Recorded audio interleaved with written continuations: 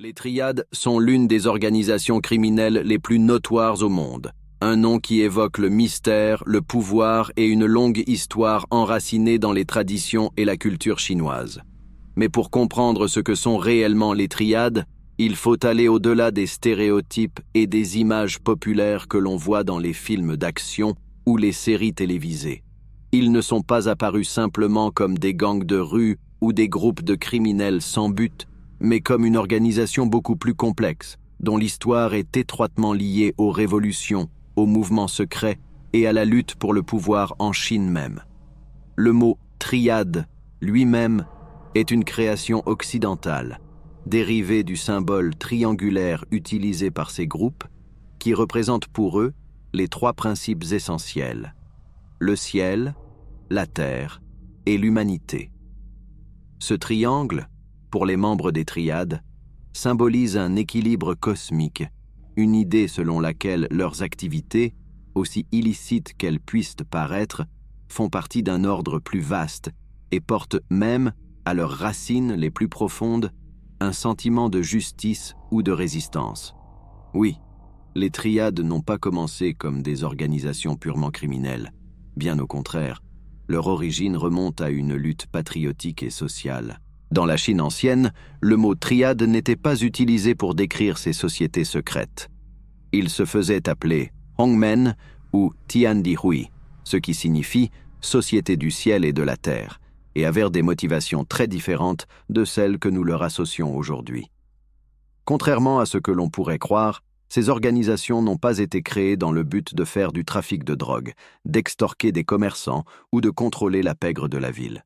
Au début, la raison d'être des triades était liée au mouvement révolutionnaire, aux idéaux contre l'oppression et l'injustice. Ces groupes ont émergé comme des sociétés opposées à la tyrannie, avec un fort esprit de résistance, notamment contre la dynastie Qing, que beaucoup considéraient à l'époque comme un régime étranger et corrompu. Les triades étaient initialement des groupes de personnes unies par un fort sentiment de loyauté, des serments solennels et des codes de conduite stricts. Ces membres n'étaient pas seulement des criminels en quête de profit, mais aussi des hommes qui se considéraient comme les défenseurs d'une cause plus grande. Ce qui a commencé comme une organisation de résistance, animée par des idéaux nationalistes et patriotiques, s'est transformé au fil des siècles en quelque chose de très différent à mesure que les conditions politiques et sociales de la Chine ont également changé. Dans cette vidéo, nous voyagerons dans le temps et explorerons comment cette transformation s'est produite. Découvrons les origines des triades, leurs motivations initiales, et comment un mouvement de résistance contre un gouvernement tyrannique est devenu le puissant empire criminel que nous connaissons aujourd'hui. C'est un voyage fascinant qui s'étend sur des siècles, montrant comment le pouvoir, la loyauté et le besoin de survie ont façonné l'une des organisations les plus redoutées et respectées du monde criminel. Les racines des triades sont profondément ancrées dans l'histoire ancienne de la Chine. Pour bien comprendre comment ces organisations sont nées, il faut remonter le temps, bien avant que le nom de triade n'existe. La Chine, pendant des siècles, a été gouvernée par des dynasties impériales, où l'ordre et le contrôle étaient maintenus par des structures sociales et politiques rigides. Cependant, au fil des années, certaines de ces dynasties ont commencé à s'éroder, et c'est précisément dans ces moments de crise que les premiers germes de ce qui deviendra plus tard le crime organisé chinois ont commencé à émerger. Durant la dynastie Ming, 1368-1644, la Chine connaît une période de prospérité et de stabilité, mais tout change avec la montée de la dynastie Qing, qui prend le pouvoir en 1644. La nouvelle dynastie est formée par les Mandchous, une ethnie issue de le Nord, qui a vaincu les Ming et établi sa domination sur le vaste territoire chinois. Cependant, la transition ne s'est pas déroulée sans heurts, et de nombreux Chinois Han, qui constituaient la majorité de la population, considéraient les Qing comme des envahisseurs étrangers. C'est dans ce scénario de tension et d'insatisfaction que plusieurs sociétés secrètes ont émergé, formées par ceux qui voulaient restaurer le pouvoir de la dynastie Ming. Ces sociétés secrètes étaient connues sous des noms différents, mais elles partageaient toutes le même objectif: expulser les Mandchous et restaurer le contrôle des Chinois Han. Même si bon nombre d'entre elles étaient au départ des groupes de résistance légitimes, au fil du temps, la clandestinité nécessaire pour échapper à la répression gouvernementale a contraint ces organisations à opérer dans l'ombre. Et, comme c'est le cas de nombreuses sociétés secrètes, ces membres avaient besoin d'un moyen de subsistance. Au fil du temps, pour assurer leur survie, ces organisations ont commencé à se lancer dans des activités illicites, ce qui marquerait le début de la relation longue et complexe entre résistance politique et crime organisé. Les racines des triades se trouvent donc dans ces premières sociétés révolutionnaires qui luttaient contre l'oppression du gouvernement Qing. Ils ont adopté des rituels profonds, inspirés des traditions culturelles et religieuses chinoises, pour renforcer la loyauté de leurs membres. Des serments de sang étaient prêtés lors de cérémonies secrètes, au cours desquelles les participants juraient une fidélité éternelle à leur cause et à leurs frères d'armes. La trahison était impensable, et si elle se produisait, elle était sévèrement punie. Ces sociétés constituèrent la base des futures triades, avec leurs systèmes hiérarchiques complexes et un code de conduite fort qui rappelait à la fois les anciennes traditions des guildes artisanales et les idéaux de justice et d'égalité promus par les rebelles contre la dynastie Qing. Ainsi, les origines de ces organisations ne résident pas seulement dans la criminalité, mais aussi dans un désir de justice sociale, une tentative de corriger ce que leurs membres considéraient comme une grave injustice perpétrée contre le peuple chinois. Mais la résistance n'a pas été facile. La dynastie Qing, déterminée à maintenir le contrôle, pourchassait sans relâche les membres de ces sociétés, les forçant à se cacher et à agir avec toujours plus de discrétion. Mais à mesure que le temps passait et que ces organisations se développaient, la frontière entre justice et criminalité commença à s'estomper. Au lieu de simplement combattre les Mandchous, ces sociétés ont commencé à trouver des opportunités de profit dans l'ombre, et ce qui avait commencé comme une résistance politique s'est transformé en quelque chose de beaucoup plus rentable et dangereux. Au fil du temps, ces sociétés secrètes ont commencé à s'organiser de manière encore plus complexe. Les influences provenaient de différentes traditions culturelles et philosophiques qui imprégnaient la Chine à cette époque, et l'une de ces influences était cruciale, le concept de fraternité, profondément enraciné dans le confucianisme.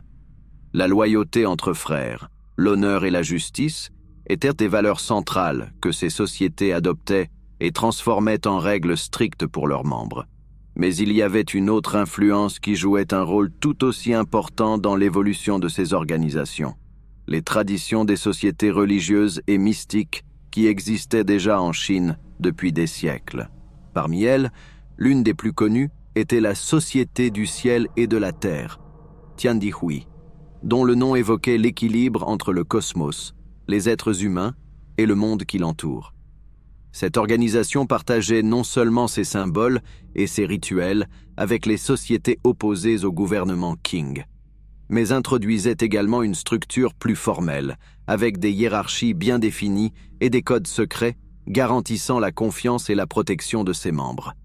L'idée qu'un seul homme ne pouvait pas survivre seul dans un monde d'oppression et d'injustice a conduit à la création d'un réseau de soutien qui opérait en secret pour aider ceux qui étaient persécutés par le gouvernement. Ces sociétés mystiques étaient fascinantes. Ces rituels, basés sur d'anciennes traditions taoïstes et bouddhistes, sont devenus l'un des aspects les plus intrigants de sa structure. Les nouveaux membres étaient initiés lors de cérémonies élaborées qui impliquaient le serment de loyauté, un sacrifice de sang, symbolisant le lien indissoluble entre les frères, et la promesse de protéger le groupe à tout prix. Tout cela était entouré d'un air de mystère et de secret, ajoutant à la fascination de nombreuses personnes qui voyaient ces sociétés comme une chance de résister à l'oppression du gouvernement Qing et, en même temps, de trouver une forme de fraternité et d'appartenance dans un pays, monde dangereux et incertain. Et, à mesure que ces sociétés secrètes grandissaient et se développaient, leur organisation interne devenait encore plus sophistiquée. Ils ont commencé à fonctionner comme de véritables réseaux, avec un système de communication efficace et un sens de la hiérarchie très clair. Au sommet se trouvaient les dirigeants, appelés dragons, qui commandaient d'une main ferme les destinées de l'organisation. En dessous d'eux, il y avait plusieurs niveaux de membres, chacun avec des rôles spécifiques, depuis les recruteurs jusqu'à ceux chargés de protéger l'organisation contre les traîtres potentiels. L'utilisation de mots de passe, de signaux et de codes secrets est devenue une pratique courante, garantissant que seuls les membres de confiance pouvaient participer aux activités de la société. Ces codes étaient soigneusement protégés, et la violation de l'un de ces principes était considérée comme une grave trahison. Et la punition des traîtres était brutale. Il n'y avait pas de pardon. Les rituels mêmes qui promettaient une loyauté éternelle décrétaient également la mort de ceux qui trahiraient leurs frères. Le concept de « famille » jouait également un rôle central dans ces sociétés, et les liens entre les membres étaient aussi forts que les liens du sang. C'était comme si l'organisation offrait à ses membres quelque chose de plus profond que la simple adhésion. Elle offrait un nouveau sentiment d'identité. Faire partie d'une société secrète, c'était faire partie d'une famille qui protégeait, soutenait et vengeait ses membres. Ainsi, ces sociétés représentaient non seulement une résistance au pouvoir oppressif des Qing, mais commençaient également à combler un vide émotionnel et social pour nombre de leurs membres, en particulier ceux qui avaient tout perdu aux mains du gouvernement. À mesure que le XVIIe siècle avançait et que le contrôle de la dynastie Qing se renforçait, les sociétés secrètes furent confrontées à un choix difficile. Continuer à lutter directement contre le gouvernement signifiait risquer sa vie et affronter une répression brutale. D'un autre côté, la clandestinité offrait déjà à ces organisations non seulement une sécurité, mais aussi un moyen d'opérer en dehors de la loi. Et c'est dans ce contexte qu'a commencé une transformation silencieuse, mais inévitable, le passage des motivations révolutionnaires au pragmatisme du profit. Au fil du temps, ces sociétés secrètes, qui se sont initialement soulevées contre l'oppression des Qing, ont commencé à exploiter les opportunités offertes par le monde souterrain pour survivre. Les membres se sont rendus compte qu'en plus de la résistance politique, il existait un vaste réseau d'activités illicites qui pouvaient être contrôlées, depuis la contrebande de marchandises jusqu'à l'offre de protection dans les zones où le gouvernement impérial était peu ou pas présent. Ainsi, une nouvelle voie a été tracée, l'évolution des triades de groupes révolutionnaires vers des réseaux du crime organisé. Le soulèvement des Taiping, qui éclata au milieu du XIXe siècle, fut l'un des événements cruciaux de cette transformation. Alors que le conflit ravageait le sud de la Chine, détruisant des villes et déplaçant des millions de personnes, les triades commencèrent à étendre leurs opérations. Le chaos généré par la guerre civile a créé une occasion en or pour ces groupes d'établir leur propre zone d'influence. Dans de nombreuses régions, les triades sont devenues la seule source d'autorité et de sécurité pour les citoyens, et avec elles, le contrôle du trafic d'opium, des jeux de hasard et même du commerce des êtres humains a commencé à prospérer. Même si les triades maintenaient encore certaines de leurs traditions et valeurs révolutionnaires, l'accent commençait à se déplacer de plus en plus vers le contrôle des activités rentables. La contrebande, qui servait auparavant à transporter des armes et des ressources pour la cause révolutionnaire, inclut désormais des biens susceptibles d'enrichir les dirigeants de ces sociétés. Le trafic d'opium, en particulier, est devenu une source de revenus inestimable. Le commerce de cette drogue était très lucratif et, avec la demande croissante, les triades se positionnaient comme de puissants intermédiaires, contrôlant les routes de distribution et assurant leur influence dans plusieurs provinces. En outre, la pratique consistant à charger une protection est devenue courante. Les commerçants et les propriétaires d'établissements, dans les zones où la présence gouvernementale était faible ou inexistante, payaient les triades pour garantir leur sécurité. Dans de nombreux cas, ces frais ont été imposés sous la menace de violence, transformant ce qui pouvait initialement apparaître comme un service légitime en une pure extorsion. Les dirigeants des triades, désormais plus préoccupés par le maintien de leurs empires criminels que par la résistance aux Qing, commencèrent à accumuler richesse et pouvoir, consolidant ainsi leur influence sur de vastes territoires. Cette transformation des triades fut aussi progressive que puissante. Ses membres, qui s'étaient auparavant battus pour une cause plus grande, se retrouvaient désormais au centre d'un monde souterrain d'activités illicites qui leur offrait des richesses qu'ils n'avaient jamais imaginées. Même si la résistance contre le gouvernement existait encore sous une forme ou une autre, la véritable force motrice derrière ces organisations avait changé. Et avec ce changement, les triades ont commencé à assumer une nouvelle identité, celle des réseaux du crime organisé. Ce qui a commencé comme une lutte contre l'oppression est, dans de nombreux cas, devenu son propre système de contrôle et d'exploitation. Et tandis que l'Empire Qing poursuivait sa lutte pour maintenir son contrôle sur la Chine, les triades ont trouvé un équilibre dangereux entre résistance et exploitation criminelle. Cette transformation marquera à jamais l'histoire de ces sociétés secrètes qui, issues de groupes patriotiques, sont devenues connues comme les maîtres de l'ombre, les dirigeants d'un empire qui opérait dans les vides laissés par un gouvernement corrompu et inefficace. Avec le début du XIXe siècle et l'avancée de la dynastie Qing dans le contrôle des provinces les plus problématiques, la transformation des triades en un réseau consolidé de crimes organisés s'est accélérée. Si, jusqu'alors, ces groupes opéraient dans l'ombre avec un mélange de motivations politiques et financières, l'accent est désormais mis de plus en plus sur le contrôle d'activités rentables. Ce qui était autrefois une société secrète liée à la Révolution était désormais sur le point de devenir un empire criminel d'envergure internationale. Au XIXe siècle, la Chine commence à être secouée par des crises internes et des pressions extérieures. L'une de ces crises, peut-être la plus dévastatrice, fut la guerre de l'opium, qui éclata au milieu du siècle. La Chine, jusqu'alors une puissance relativement isolée, a été contrainte d'ouvrir ses portes au commerce occidental, et l'opium, une drogue addictive introduite clandestinement dans le pays en grande quantité, est devenu l'épicentre d'une lutte pour le contrôle économique et politique. Pour les triades, déjà impliquées dans le trafic de drogue, cette guerre a ouvert de nouvelles opportunités. Le gouvernement Qing, épuisé par les pressions extérieures et les révoltes internes, n'avait pas les moyens de contrôler le trafic d'opium qui inondait ses villes et villages. Les triades, profitant de ce vide de pouvoir, ont pris le contrôle de ce marché.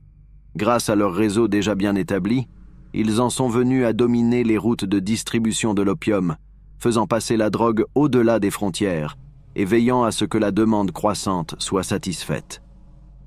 Le trafic d'opium est devenu l'une des principales sources de revenus de ces groupes, enrichissant encore davantage leurs dirigeants et étendant leur portée au-delà des provinces chinoises. Durant cette période, les triades ont commencé à s'étendre au-delà des frontières chinoises. Le commerce et le trafic de l'opium ne se limitaient pas au territoire chinois.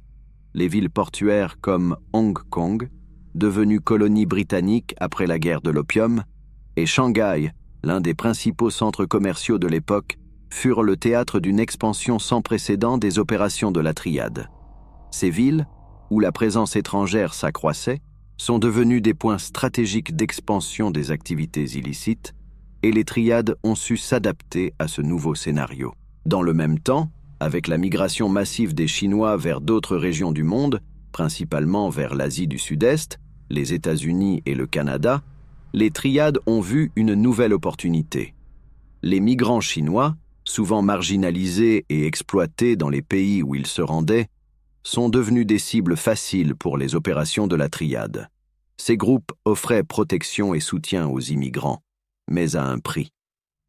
En échange de sécurité et d'aide pour s'installer dans de nouveaux pays, nombre de ces migrants ont été contraints de rejoindre des réseaux de trafic, de prostitution et d'extorsion contrôlés par les triades. L'expansion mondiale des triades n'était donc pas seulement une conséquence du commerce de l'opium, mais aussi d'une diaspora croissante de Chinois, qui dans de nombreux cas n'avaient d'autre choix que de dépendre de ces organisations pour survivre dans des territoires étrangers. Et avec cette expansion, les triades sont devenues un réseau mondial du crime organisé, dont les tentacules s'étendent des rues de Shanghai et de Hong Kong jusqu'aux communautés chinoises de San Francisco, New York et Vancouver. Mais cette expansion a également apporté de nouveaux défis.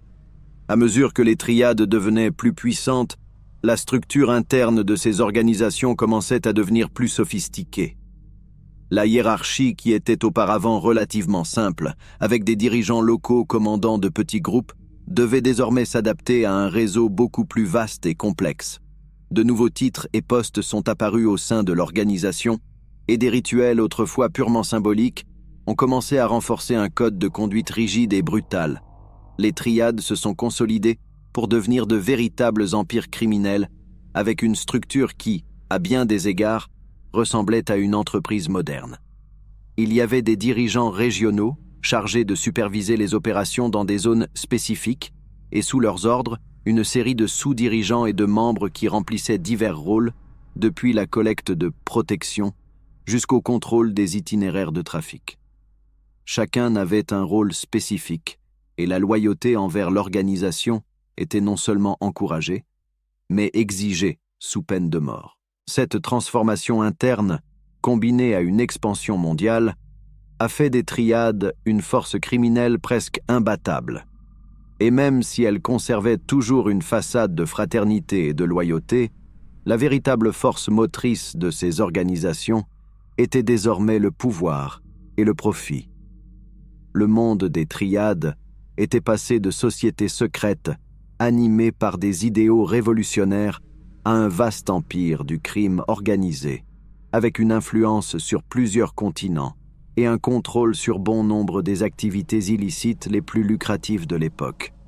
À mesure que les triades gagnaient en pouvoir et en influence, leur structure interne devenait de plus en plus élaborée. Pour maintenir le contrôle sur ce vaste réseau d'opérations criminelles, une hiérarchie stricte a été établie. Contrairement aux gangs de rue ou aux groupes improvisés, les triades fonctionnaient comme une véritable organisation, avec un système de gouvernance qui pouvait être comparé à celui d'un corps militaire ou commercial, mais avec une sombre différence. Leur survie dépendait d'une loyauté absolue et d'une violence implacable. Au sommet de la pyramide se trouvait le chef suprême, souvent appelé « tête de dragon » ou « dragon rouge ». Cet individu était non seulement chargé de commander les opérations de la triade dans une région, mais également d'assurer l'unité et la discipline au sein du groupe.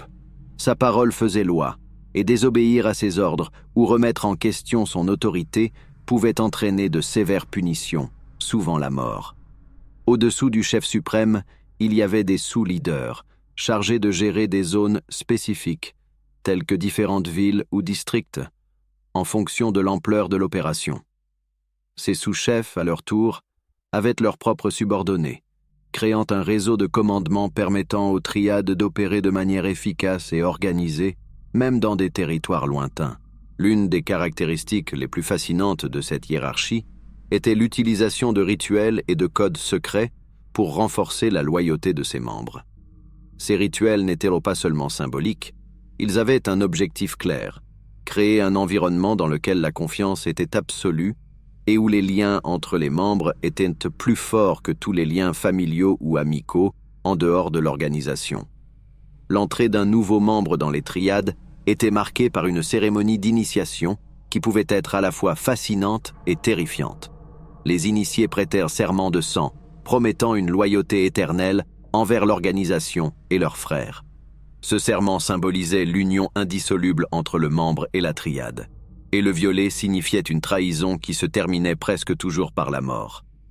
La hiérarchie fonctionnait également comme une sorte d'école du crime, où les membres plus jeunes ou inexpérimentés apprenaient par des vétérans les codes de conduite, les opérations illicites et les moyens d'éviter l'attention des autorités.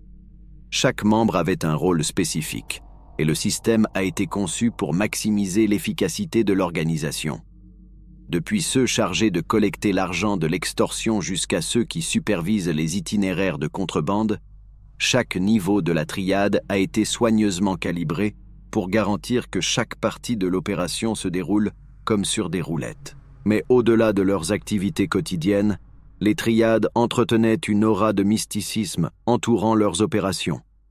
Ses racines dans les anciennes sociétés secrètes chinoises ont influencé non seulement la structure, mais aussi la culture de ces organisations. Des symboles puissants, tels que le triangle qui représentait l'harmonie entre le ciel, la terre et l'homme, imprégnaient tous les niveaux de la triade, renforçant l'idée que leurs actions, aussi criminelles soient-elles, étaient en quelque sorte liées à un équilibre cosmique. Ce mysticisme contribue à renforcer la cohésion entre les membres et à entretenir une image de pouvoir qui dépasse la simple violence. Dans le même temps, la discipline interne était féroce. Les triades, comme une machine bien huilée, ne toléraient pas la faiblesse. La trahison, le vol au sein de l'organisation ou l'échec à accomplir une mission étaient considérés comme des crimes impardonnables. Dans de nombreux cas, les membres qui échouaient ou désobéissaient aux ordres étaient soumis à des jugements internes, effectués par les dirigeants de la triade eux-mêmes. La punition était presque toujours l'exécution, souvent de manière brutale et publique, rappelant aux autres le prix de la déloyauté. Cette politique de main de fer garantissait qu'au sein de l'organisation, l'obéissance et la peur maintenaient tout sous contrôle. À la loyauté interne s'ajoutait le respect de la hiérarchie. Même les membres les plus puissants, comme les sous-dirigeants, étaient responsables devant le chef suprême. Ce respect de la chaîne de commandement était maintenu grâce à une combinaison de rituels de soumission et de démonstration de pouvoir. Lors des réunions, les dirigeants étaient traités avec un respect presque religieux, et toute tentative de remettre en question leur autorité pouvait être considérée comme un affront fatal. Cette structure a non seulement permis aux triades de se développer, mais a également assuré leur survie dans un environnement où la concurrence avec d'autres organisations criminelles et la répression gouvernementale étaient constantes. Avec une hiérarchie claire et bien définie, les triades pourraient opérer avec une efficacité quasi militaire, vaincre leurs rivaux et garder le contrôle de leurs opérations.